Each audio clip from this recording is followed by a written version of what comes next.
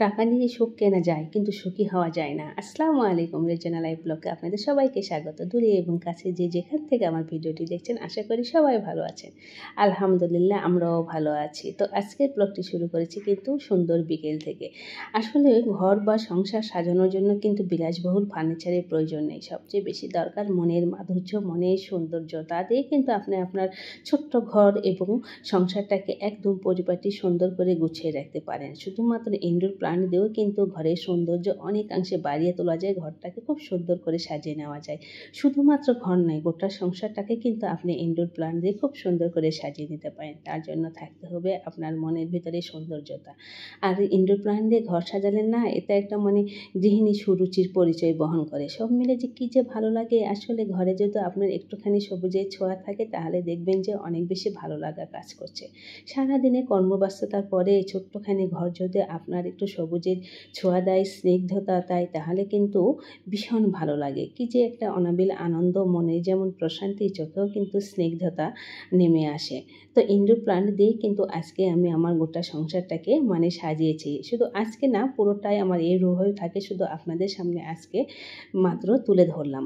আমার কাছে কিন্তু আমার সংসারে অনেক বেশি ফার্নিচার নেই, কিন্তু যতটুকু আছে ততটুকু দিয়েই কিন্তু আমি খুব সুন্দর করে সাজিয়ে গুছিয়ে রাখতে বেশি পছন্দ করি। আসলে অনেক বেশি ফার্নিচার দিয়ে গাদাগাদি করে ঘর বাড়ি না রেখে হালকা পাতলা ফার্নিচার দিয়ে আর তাতে যদি আলো বাতাসের খেলা করে, তাহলে কিন্তু ভীষণ ভালো লাগে। একটা ঘরে বা একটা বাড়িতে কিন্তু আপনার পর্যাপ্ত পরিমাণে আলো বাতাসে আসতে হবে, আর সেখানে কিন্তু থাকতে হবে কিছুটা সবুজের ছোঁয়া। তাহলে দেখবেন যে কত সুন্দর লাগছে, কত সুন্দর পরিপাটি লাগছে আপনার কাছে। ইভেন যে বাহিরে যারা বাসায় গেস্ট আসে, তারাও কিন্তু দেখলেই বুঝতে পারে যে এই বাড়ির গৃহিণীর বলুন আর যারই বলুন, যে রুচির পরিচয়টা কিন্তু একদম সহজে পাওয়া যায় তার ঘর বা সংসার সাজানোর উপরে। তো আমি মনে করি যে ইনডোর প্লান্ট বা এমনি ছোটোখাটো গাছ দিয়ে কিন্তু খুব সুন্দর করে শখের ঘর, ড্রয়িং, ডাইনিং, ব্যালকনি খুব সুন্দর করে সাজিয়ে নেওয়া যায়। আর তার জন্য কিন্তু আপনাকে আগে গাছগুলো চয়েস করতে হবে। এরকম একটা অপরাজিতা গাছ যদি আপনার একটা ব্যালকনিতে থাকে, তাহলে কিন্তু সে একাই রাজত্ব করার জন্য যথেষ্ট। সেটা নীল অপরাজিতা হোক বা সাদা অপরাজিতাই হোক, একটা অপরাজিতা গাছে কিন্তু একটা ব্যালকনির সৌন্দর্য অনেকাংশে বৃদ্ধি করে দিতে পারে। আসলে এই ধরনের গাছগুলো না একটা অন্যরকম ভালো লাগা কাজ করে। তো বিকেলবেলা গাছে একটু পানি দিয়ে দিলাম। আর যেহেতু বিকেলের সময়টাতে কিন্তু আমি আমার সংসারে এই কাজগুলো করি বা গুছিয়ে রাখতে বেশি পছন্দ করি। ছেলে মেয়ে সবাই সবার মতো স্কুল কোচিংয়ে চলে যায়, আর এই সময়টাতে কিন্তু আমি একদমই ফ্রি থাকি।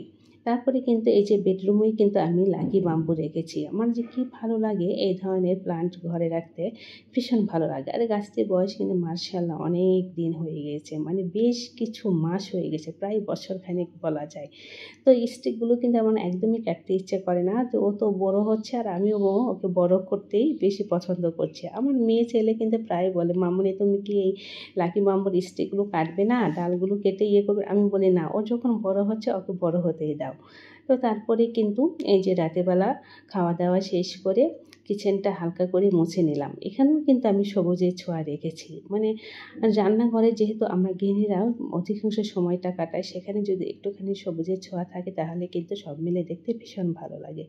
আর সেটা যদি একটু গোছানো পরিপাটি করে রাখেন, তাহলে দেখবেন আপনার রান্না করতে কী যে ভালো লাগছে। একদমই কিন্তু বিরক্তিবোধ লাগে না।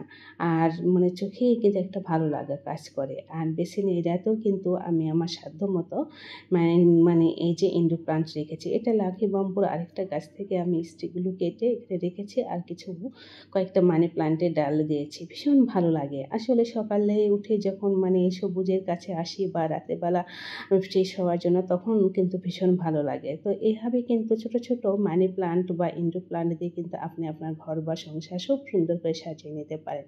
আর এখন কিন্তু প্রায় অনেক রাত। তো আমার ড্রাগন ফুলটা কিন্তু ফুটে গিয়েছে। আমি কিন্তু অপেক্ষা ছিলাম যে কখন ফুটবে। ড্রাগন ফুলগুলো সাধারণত সন্ধ্যার পরে ফোটে, আর মাশাআল্লাহ ভীষণ ভালো লাগছিল রাতের পরিবেশ। একদম রাতের মধ্যে সাদা ফুটফুটে একটি ফুল, সব মিলে কী যে ভালো লাগছিল। তো একদম কিন্তু কম বাজেটে ইনডোর প্লান্টে আপনি আপনার সংসারটা খুব সুন্দর করে সাজিয়ে নিতে পারেন। তো এখন কিন্তু এই যে এটা কিন্তু পরদিন সকালে মানে আজকে সকালবেলা। তো সকালে উঠেই কিন্তু যেহেতু রান্নাঘরটা আমার একদমই পরিষ্কার করা ছিল, সে কারণে কিন্তু আমাকে রান্নাঘর পরিষ্কারের কাজে একদমই হাত দিতে হয় না। তো সকালে উঠেই কিন্তু আমি চা বসিয়ে দিয়েছি আর তার আগে অফ ক্যামেরায় কিন্তু আমি বেশ কিছু রুটিও বানিয়ে নিয়েছি। মানে সকালে উঠে ফ্রেশ হয়ে তারপরে এই যে রুটিগুলো বানিয়ে চাটা বসিয়ে দিয়েছি। যেহেতু মানে বাচ্চারা স্কুলে যাবে, হাসব্যান্ড সবাইকে মানে ঠিক সময় যেন খাবারটা দিতে পারি সে কারণে কিন্তু আগে থেকে সব কিছু প্ল্যান করে রেখেছিলাম। আর মিষ্টি কুমড়োটা আগে থেকে আমি হলুদের গুঁড়ো, মরিচের গুঁড়ো, লবণ দিয়ে খুব সুন্দর করে মাখিয়ে তাতে পেঁয়াজ, কাঁচামরিচ আর একটুখানি জিরা দিয়ে ভেজে তারপরে এই যে ভেজে নেব। আসলে সকালে রুটির সঙ্গে এরকম ২-১ টা ভাজি থাকলে না খেতে কিন্তু ভীষণ ভালো লাগে। বাচ্চারা কিন্তু মানে সবসময়ই সবজিটা খেতে চায় না। তো এভাবে একটু ফ্রাই করে দিলে কিন্তু বাচ্চারা অনেক বেশি পছন্দ করে। আর মিষ্টি কুমড়োতে প্রচুর পরিমাণে ভিটামিন আছে। তো সে কারণেই কিন্তু আমি মানে একটু করে এ ধরনের সবজি রাখার সকালে নাস্তায় চেষ্টা করি যে বাচ্চারা একটু হেলদি নাস্তা করুক সারাটা দিন যেহেতু বাইরে থাকে একদম সকালে স্কুল তারপরে কোচিং করে একদম আস্তে আস্তে কিন্তু বিকেল হয়ে যায়। তো একদম খুব সহজে কিন্তু খুব সুন্দর করে এরকম করে মিষ্টি কুমড়ো একটু মানে পিস পিস করে কেটে নিলে একদম সুন্দর ভাজা হয়ে যায়, যা রুটি বা পরোটার সঙ্গে খেতে কিন্তু ভীষণ ভালো লাগে। আসলে আমরা গৃহিণীরা সবসময় চেষ্টাই করি যে পরিবারের সদস্যদের মানে কোনটা ভালো লাগে, কোনটা তাদেরকে দিলে বেশি পছন্দ করে। এটা কিন্তু মাথার ভিতর সবসময় কাজ করে। তারপরে কিন্তু বেশ কিছু আলুও আমি গতকালকে ঝুরি করে হলুদ আর লবণ মাখিয়ে একটু নরমাল ফ্রিজে রেখে দিয়েছিলাম। যাতে সকালে উঠে একদম ঝটপট করে ভেজে নিতে পারি।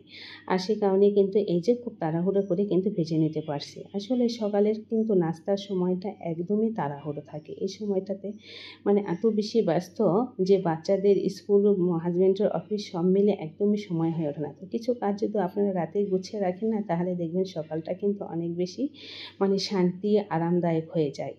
তো সকালে চা, রুটি, মিষ্টি কুমড়ো ভাজি, আলু ভাজি আর তার সঙ্গে গতকালকে বেশ কিছু গোশ রান্না করেছিলাম। তো অনেকটাই থেকে গিয়েছে। তো সেটাই একটু গরম করে নিলাম যেহেতু বাচ্চারা রুটির সঙ্গে খেতে পারে। তো সবাই ভালো থাকবেন। আল্লাহ হাফেজ।